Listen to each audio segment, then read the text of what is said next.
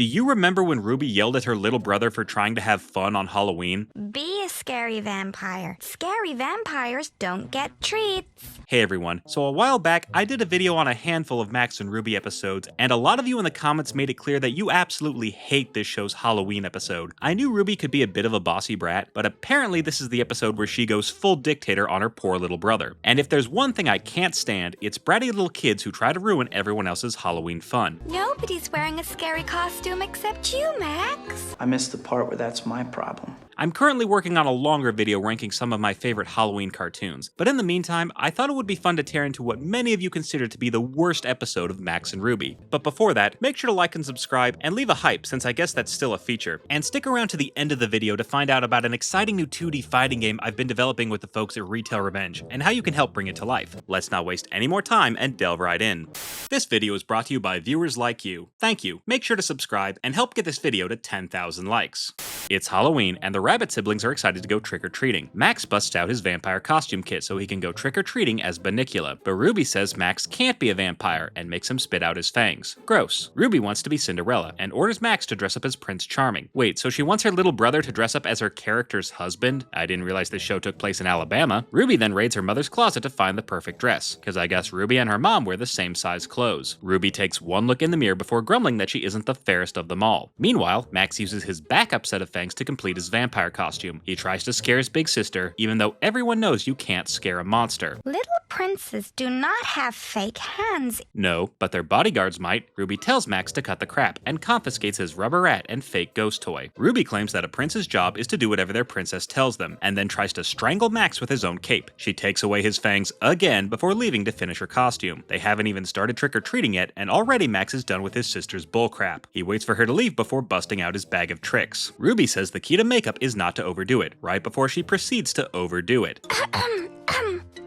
So this is why we shouldn't test makeup out on rabbits. She tries to molest the mirror with her eyes, and we see her treasure trove of used napkins. Gross. For real though, how often is Ruby using this lipstick? Clearly Halloween isn't the only day she dresses up as a princess. Ruby returns to find her little brother has once again transformed into a creature of the night. How many sets of teeth do you have, Max? Good question, Ruby. The petty princess claims their grandma will be too scared of Max's vampire costume, though I don't think she'd appreciate seeing this goblin queen either. What kind of prince wears a black cape? Yeah, what kind of prince indeed? Ruby gives her brother a cardboard sword, and Max resists the urge to chop his sister in half. Ruby leaves to answer the door when Max gets a wonderful, awful idea. Ruby's friend Louise arrives dressed as Rapunzel, even though it feels like Ruby should be the one locked away in a tower. Max proudly shows off his vampire costume, and Ruby finally gives up trying to make her brother her personal slave. She instead resorts to petty insults, claiming scary vampires don't get Halloween treats, and tells Max he'd be better off staying home. Max heads out into the night ready to have the time of his life, but there's no way Ruby will let that slide. She says that none of the other kids are wearing scary costumes, right before meeting a pair of kids dressed as a pirate and a clown. I don't see how either of those costumes could possibly be scary. Trick or treat! That's not how trick-or-treating works. Max scares off the other kids with his vampire costume, and Ruby scolds her brother for being too scary, cause God forbid anyone should try to be scary on Halloween. You might not get as many treats. Hey Louise, mind your own damn business. The kids finally get to Grandma's house, and Ruby is surprised to see the place covered in fake cobwebs and rubber spiders. What happened to Grandma's house? Gee, it's almost like Halloween is supposed to be spooky. Max runs up to the door, but Ruby yells at him to stop. She whines that his costume will scare their grandma so bad that she won't give them any treats. Oh, so that's what this is all about. She yanks him away from the door and insists on ringing the doorbell herself. Surprise, surprise, it turns out Grandma is also dressed as a vampire. Looks like Max knows his grandma better than Ruby thought. Vampire! So while Ruby may have tried to ruin Max's Halloween, the little bunny bloodsucker still has a few tricks in store for his big-headed sister.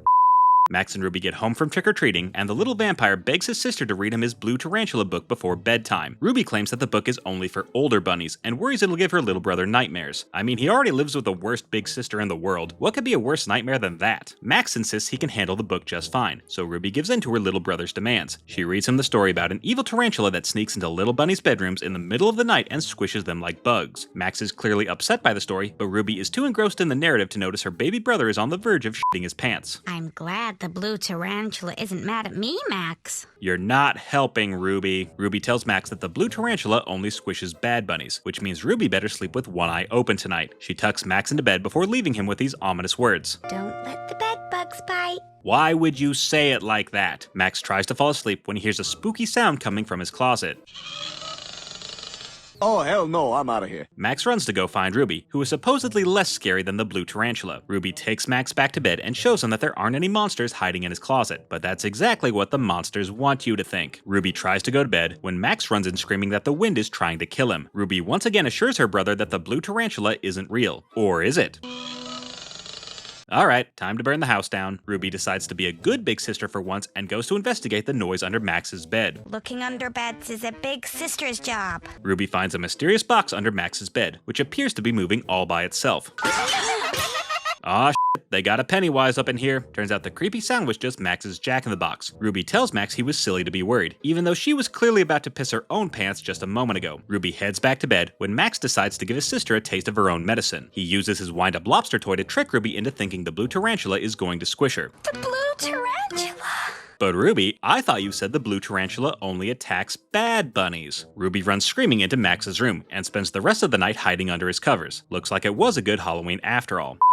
Let's review. Ruby tried to ruin Max's Halloween so she could be the center of attention. She refused to let her brother dress as a vampire because she claimed it was too scary. She instead tried to make him dress as her prince, which is honestly way creepier than a vampire. When Max refused to be bossed around by his older sister, Ruby resorted to verbal taunts to try to bully Max into staying home. She chewed him out for scaring the other trick-or-treaters, even though that's what you're supposed to do on Halloween. And when it turned out that Grandma shares the same taste in monsters as her grandson, Ruby wasn't even mature enough to admit she was wrong. She then proceeded to scare Max with a spooky bedtime story, and was somehow surprised when it gave him nightmares. She insisted he was stupid for being afraid of an imaginary monster, right before she herself got scared by an imaginary monster, which just goes to show that you shouldn't let some bossy little twerp try to tell you how you should enjoy Halloween. F you, Ruby. Thanks for watching, everyone. So for the past few months, I've been working with the folks at Retail Revenge to create an exciting new 2D fighting game that gives you the cathartic carnage of tearing into the worst Karens imaginable. We just launched our Kickstarter campaign, so click the link in the description to learn more about the game. Every donation gets us one step closer to turning our game into a reality. So make sure to follow Retail Revenge on Instagram and other social media platforms for all the latest updates. Thanks again for watching, and I'll see you all next time.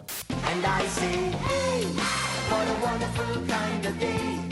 If you can learn to work and play and get along with each other.